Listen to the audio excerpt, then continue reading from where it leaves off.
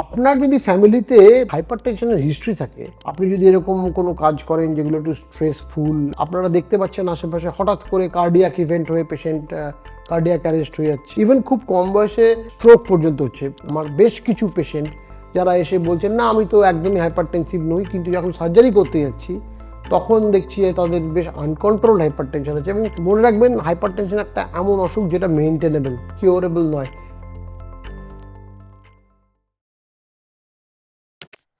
নমস্কার, আমি doctor Himadri Chakraborty, clinical director অরুণটোরা। একটা জিনিস আপনাদের সঙ্গে আজকে একটু শেয়ার করব। এটা আমার জন্য কনসার্ন, আপনাদের জন্য কনসার্ন কিনা আমি জানি না, কিন্তু এই ব্যাপারটা একটু আপনাদের জানানো দরকার বলে জানাচ্ছি। সেটা হচ্ছে, ইদানিং আমি বেশ কিছু পেশেন্ট দেখছি যারা আমার কাছে আসছেন কোনো ডেন্টাল প্রসিজিওর করাতে, কিন্তু তাদের যখন প্রসিজিওরটা করতে চাইছি, স্পেশালি সার্জিক্যাল প্রসিজিওর, যখন তাদের ব্লাড প্রেশার আমি মেজার করছি সার্জারির আগে, দেখছি এদের ব্লাড প্রেশার বেশ বেশি। বেশ বেশি মানে সিস্টোলিক প্রেশার 170 180, ডায়াস্টোলিক 100-র উপরে, পালস ও প্রায় 100 কাছাকাছি বা তার বেশি। কিন্তু তারা এই সম্পর্কে আদৌ কিছু জানেন না। আগে, যেহেতু আমি মাড়ির রোগ নিয়ে বেশি কাজ করি, আগে এই প্রবলেমটা ডায়াবেটিস বা ব্লাড সুগারের ক্ষেত্রে ছিল। জানি না, আমি দেখে বলছি যে আপনার বোধহয় ডায়াবেটিস থাকতে পারে। তখন টেস্ট করে দেখলাম যে হ্যাঁ, সত্যি সত্যি সুগার আছে। আহ, সেটা আগে হতো। সেটা এখন অনেক পেশেন্ট যেহেতু অ্যাওয়ার হয়েছেন, সেজন্য আমি এখন পাওয়াটা একটু কমে গেছে। অবশ্য ডায়াবেটিক্সের ক্ষেত্রে স্ক্রিনিং এর যখন দরকার হয়, মানে এই মাড়ির রোগ হয়, তখন অনেক সময় পাই যে হঠাৎ করে ডায়াবেটিস ধরা পড়লো। এবং আমাকে অনেক পেশেন্ট বলেছেন, ধন্যবাদ ডাক্তারবাবু, আপনার জন্য আমার ডায়াবেটিস ধরা পড়লো, আদারওয়াইজ তো এই তো 6 মাস আগে করিয়েছিলাম, আবার ঠিক করেছিলাম 6 মাস বাদে করাবো, কোনো ডায়াবেটিসের চিহ্নই ছিল না। এখন তো দেখছি ফাস্টিং সুগার 170 180 বা কোনো কোনো সময় 200, গ্লাইকোসাইলেটেড হিমোগ্লোবিন 8-এর উপরে। আপনি বললেন বলে ট্রিটমেন্টটা শুরু করতে পারলাম। তো মাড়ি রোগটা তো ঠিক হবেই, সেই সঙ্গে ডায়াবেটিসটাও অ্যাড্রেস করা হবে। যাই হোক, যে কথাটা নিয়ে বলছিলাম সেটা হচ্ছে, আপনার যদি ফ্যামিলিতে হাইপার টেনশনের হিস্ট্রি থাকে এবং আপনি যদি এরকম কোনো কাজ করেন যেগুলো একটু স্ট্রেসফুল, লাইফস্টাইলে একটু প্রবলেম আছে, আপনি রেগুলার ব্যায়াম করতে পারেন না, খাওয়া দাওয়া অনিয়মিত হয়, এবং আপনি বুঝতেও পারছেন না যে আপনার প্রেশার হয়েছে, আপনাকে একটা কথা বলতে পারি। সেটা হচ্ছে যে প্লিজ আপনারা অ্যাটলিস্ট 2 মাসে একবার আপনার ব্লাড প্রেশারটা চেক করান। আহ, পাড়ার যে কোনো ফার্মেসি বা ছোটখাটো জায়গাতেও আপনি ব্লাড প্রেশার চেক করাতে পারেন। কারণ সেখান থেকে আপনি ট্রেনটা বুঝতে পারবেন। কারণ যে যখন এই প্রেশারগুলো আমি দেখছি 170 180 ওপরেরটা বা নিচের ডায়াস্টোলিকটা প্রায় 100, তার মানে এই অসুখটা কিন্তু খুব রিসেন্ট নয়। কারণ হঠাৎ করে এতটা বেড়ে কিন্তু হাইপার টেনশন শুরু হয় না। অতএব এই এই অসুখটা কিন্তু হঠাৎ করে শুরু হয়নি, এটা বেশ কিছুদিন ধরে চলছে।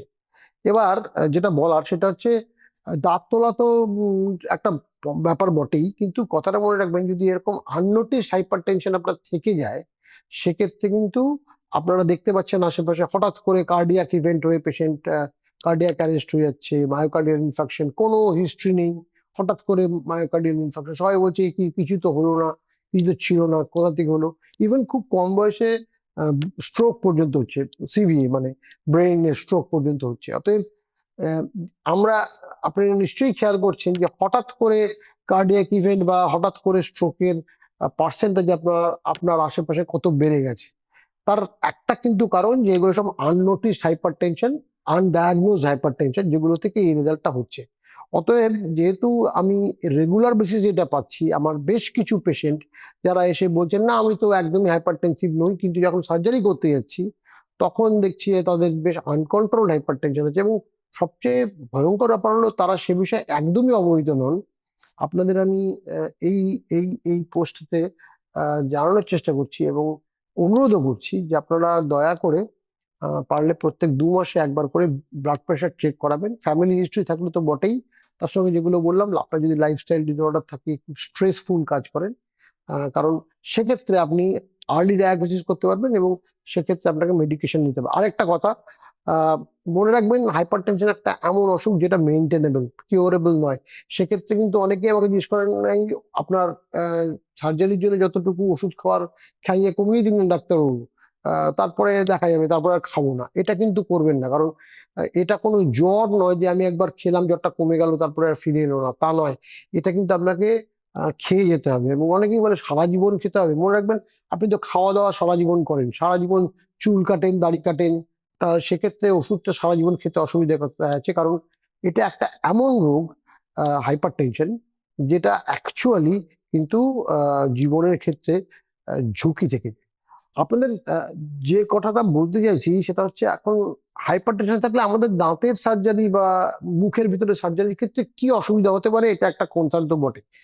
অসুবিধাটা হচ্ছে যে মনে রাখবেন, যখনই আমরা অ্যানাস্থেসিয়া দেবো এর মধ্যে অ্যাড্রেনালিন থাকে, এবং এই অ্যাড্রেনালিন থাকার জন্য যখনই অ্যানাস্থেসিয়াটা দেবো তখন কিন্তু পালস রেট এবং এই ব্লাড প্রেশারটা কিন্তু আর একটু বাড়বে। ফলে এই অবস্থায় সার্জারি করাটা সত্যি খুব রিস্কি, এই কারণে যে সার্জারি করার সময় তো রক্তপাত বেশি হওয়ার সম্ভাবনা থাকবেই।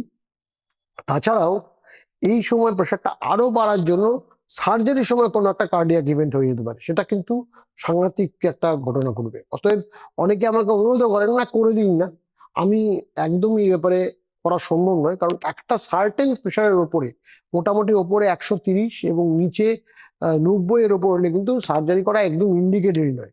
অতএব মনে রাখবেন, ডাক্তারকে অনুরোধ করে আপনি নিজেকে এবং ডাক্তারকে দুজনকেই বিপদে ফেলবেন না।